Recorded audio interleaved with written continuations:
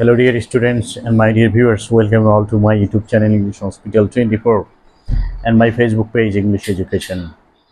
আজকে আমি যে ভিডিও লেসনটি নিয়ে আলোচনা করতে যাচ্ছি সেটি অনেক দিনের সকলেই খুবই কাঙ্ক্ষিত ছিল। অনেকেই কমেন্টে বলতেছিল এই ভিডিওটির জন্য। তো আজকে আমি সেই সকলেরই কাঙ্ক্ষিত এবং সকলেরই চাওয়া যে লেসনটি সেটি নিয়ে আজকে তোমাদের সামনে হাজির হয়েছি। আশা করছি তোমরা আজকে ভিডিওটি দেখলে এবং আজকে লেসনটি যদি তোমরা শুরু থেকে শেষ পর্যন্ত দেখো তাহলে তোমরা কমেন্টে যে সমস্যাগুলোর কথা বলছিলে সেই সমস্যাগুলো আর থাকবে না। আশা করছি ইংলিশ গ্রামার তোমাদের কাছে সহজ হয়ে যাবে এবং তোমরা ইংলিশ গ্রামারের বিষয়টি অত্যন্ত চমৎকারভাবে বুঝতে পারবে। তো সেজন্য তোমাদেরকে শুরু থেকে শেষ পর্যন্ত দেখতে হবে না টেনে, কারণ প্রত্যেকটি মুহূর্তেই আমি কিছু শর্টকাট টেকনিকের কথা তোমাদেরকে বলবো। সেই শর্টকাট টেকনিকগুলো তোমরা শিখে রাখলে অবশ্যই তোমাদের পরীক্ষা হলে 100% সঠিকভাবে আনসার করতে পারবে। তো চলো শুরু করা যাক। Let's get started. আজকে আমরা গুরুত্বপূর্ণ কিছু ফ্রেজেস এবং ইডিয়মস নিয়ে আলোচনা করব অর্থসহ এবং সেন্টেন্সে প্রয়োগ করে, এবং এগুলো বিগত বছরের ন্যায় সামনের বছরগুলোতে এগুলো থেকে কমন পাবে ইনশাল্লাহ। তো অনেক বেশি কতগুলো নিয়ে আলোচনা করব না, অল্প কয়েকটি নিয়ে আলোচনা করব। তো অর্থ সহকারে বিস্তারিত তোমাদেরকে বুঝিয়ে দেওয়ার চেষ্টা করব। আশা করছি তোমরা শুরু থেকে শেষ পর্যন্ত দেখবে এবং এখান থেকে যে বিষয়গুলো শেখার সেগুলো শিখে রাখবে। প্রথমটি হচ্ছে ন্যারো এস্কেপ। ন্যারো এস্কেপ মানে হচ্ছে অল্পের জন্য বেঁচে যাওয়া। The boy had a narrow escape from the accident. ছেলেটি দুর্ঘটনা থেকে অল্পের জন্য বেঁচে গিয়েছিল। Number 2, now and then. এটার অর্থ ইংলিশে হচ্ছে অকেশনালি, বাংলায় হচ্ছে মাঝে মাঝে। My friend visits me now and then. আমার বন্ধু আমাকে মাঝে মাঝে দেখতে আসে। Number 3, neck and crop. Completely, সম্পূর্ণভাবে। The thief was punished neck and ক্রোক।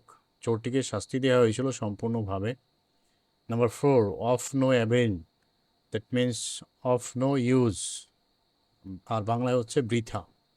All my efforts were of no avail, মানে আমার সকল চেষ্টা বৃথা হয়েছিল। Number 5, out and out. অর্থ হচ্ছে হাড়ে হাড়ে বা সম্পূর্ণভাবে। Kazi Nazrul Islam was out and out a rebel poet. কাজী নজরুল ইসলাম ছিলেন হাড়ে হাড়ে বা সম্পূর্ণভাবে একজন বিদ্রোহী কবি। Number 6, on the other hand. এটার ইংরেজিতে এর অর্থ হচ্ছে অন দ্য কন্ট্রারি, বাংলায় বলা হয় পক্ষান্তরে। বাংলাদেশি যে রুরাল কান্ট্রি, বাংলাদেশ হচ্ছে একটি গ্রামের দেশ। অন দ্য আদার হ্যান্ড পক্ষান্তরে, Singapore is an urban country. Singapore হচ্ছে একটি শহরের দেশ। Number 7, out of swords. অর্থ হচ্ছে ইল বা অস্বস্তিকর, অসুস্থ। He is out of swords today for fever. জ্বরের জন্য আজ সে অসুস্থ বা অস্বস্তিকর।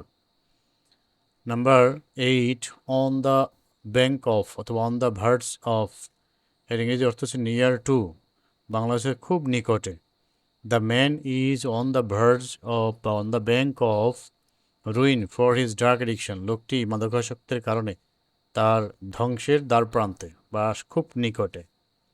সো এখানে পরীক্ষা যদি আসে তাহলে এখানে শূন্যস্থান থাকবে the man is dash of ruin অথবা dash ruin for his drug addiction. তখন তোমাকে এখানে এই যে অন দ্য ব্যাঙ্ক অফ এটাকে ব্যবহার করতে হবে শূন্যস্থানের মধ্যে। চাকরির পরীক্ষা বা বিশ্ববিদ্যালয়ের ভর্তি পরীক্ষায় এখানে শূন্যস্থান আকারে আসবে, তখন এখানে তোমাকে সেই ফ্রেজটি ইউজ করতে হবে। Number 9, on the eve of মানে হচ্ছে জাস্ট বিফোর, বাংলায় বলা হয় তার আগেই। He left the country on the eve of Eid vacation, যে সে ঈদ ভ্যাকেশনের আগেই দেশ ছেড়েছিল বা দেশ ত্যাগ করেছিল। Number 10, on the point of, about to, প্রায়। The old man is on the point of death, বৃদ্ধ লোকটি প্রায় মৃত্যুর কাছাকাছি। Number 11, puppet in the hand, follow others, হাতের পুতুল। যারা অন্যকে সবসময় ফলো করে তাদেরকে বলা হয় অন্যের হাতের পুতুল। We should not be the puppet in the hand of the political leaders, রাজনৈতিক নেতাদের আমাদের হাতের পুতুল হওয়া উচিত নয়। সাধারণ মানুষ রাজনৈতিক নেতাদের হাতের পুতুল হয়ে যায়, তারা চিটিং করে সবসময় সাধারণ মানুষকে। 12, প্লে ট্রিক্স, চিট, প্রতারণা করা। Political leaders play tricks with the common people, রাজনৈতিক নেতারা সাধারণ মানুষের সাথে প্রতারণা করে। ভোটের আগে বলে যায় এইটা সেটা করবে, কিন্তু ভোটের পরে আর দেখলেও চিনে না, অথবা ধারে কাছে গেলে কথা বলার সুযোগ দেয় না। অনেক পাইক পেদাল লেলিয়ে রাখেন যারা ধাপে ধাপে চিটিং করেন, ধাপে ধাপে মানুষকে হয়রানি করেন। নেতার পর্যন্ত পৌঁছতে হলে 3-4টা দরজা আগে পার হতে হয়। পয়েন্ট ব্লাঙ্ক, ডিরেক্টলি মানে সরাসরি। The leader discuss the matter point blank, নেতা বিষয়টি আলোচনা করেছিলেন সরাসরি। 14. Past master expert, he is a past master in spoken English, তিনি ইংরেজি কথা বলায় খুবই দক্ষ। নাম্বার 15, পামি ডেইজ মানে হচ্ছে ডেইজ অফ প্রসপারিটি, সুসময়। ফলস ফ্রেন্ডস, মিথ্যা বন্ধু, ফ্লোক অ্যারাউন্ড, চারদিকে জড়ো হয়, আমাদের চারদিকে। ইন আওয়ার পামি ডেইজ, আমাদের সুসময় যারা মিথ্যা বন্ধু তারা আমাদের চারদিকে জড়ো হয়। 16, pin money, daily expenditure for wife, she saved all her pin money, সে তার হাতের দেওয়া খরচ, স্বামীর হাত খরচ যেটা দিয়েছিল সেটা সম্পূর্ণ সে জমিয়েছিল। And bought a nice dress, একটা চমৎকার সুন্দর পোশাক কিনেছিল। 17, provide against a rainy day, দুর্দিনের জন্য সঞ্চয় করে রাখা। We should provide against a rainy day, আমাদের উচিত দুর্দিনের জন্য কিছু জমা করে রাখা। 18, put a good face on, tolerate, সহ্য করা। Everybody should put good face on the difficult times, সবারই কঠিন সময়ে সহ্য করা উচিত বা ধৈর্য ধরা উচিত। Red handed means caught by hand, হাতে নাতে ধরা পড়ে যখন তাকে বলা হয় red handed. The thief was caught red handed, চোরটিকে হাতে নাতে ধরা হয়েছিল।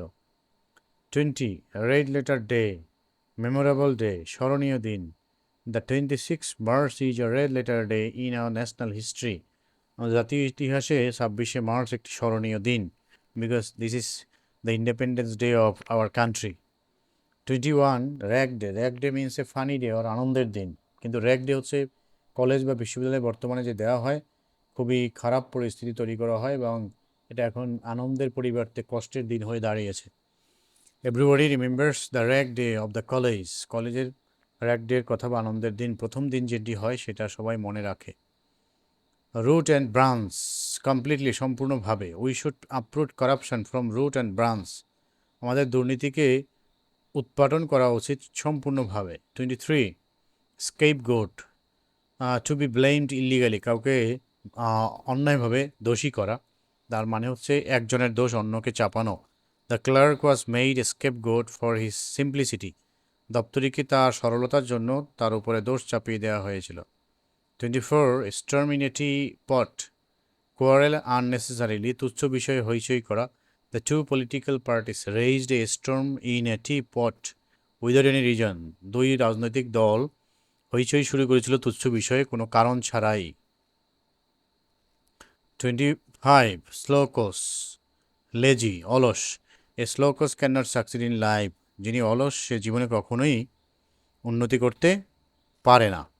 এই 25টি ছিল আমাদের আলোচনার বিষয়। এর আগেও আমি অনেকগুলো আলোচনা করেছি বিগত ভিডিও লেসনে, সেগুলো তোমার মিস করে থাকলে সেগুলো পড়বে, কারণ এর মধ্য থেকে এগুলো তোমাদেরকে আমি সাজেশন হিসেবে প্রোভাইড করছি। তো সাজেশনগুলো যদি তোমরা ফলো করো এবং যে কোনো পরীক্ষাতে তুমি যাও, এখান থেকে অবশ্যই কমন পাবে, ভর্তি পরীক্ষা বলো অথবা এইচএসসি পরীক্ষা বলো, সব জায়গায়। সুতরাং তোমাদের কাছে আমার আহ্বান থাকবে তোমরা এগুলো একবারে চোখ বন্ধ করে মুখস্থ করে রাখবে, ভালোভাবে শিখে রাখবে, যাতে আগামী পরীক্ষা আসলে তোমরা কমন পেয়ে যাবে এবং সেই সাথে এগুলো অ্যান্সার করতে পারো। তাই এই পর্যন্ত আজকে আলোচনার বিষয় ছিল। Thanks for watching, thank you very much, আল্লাহ হাফেজ।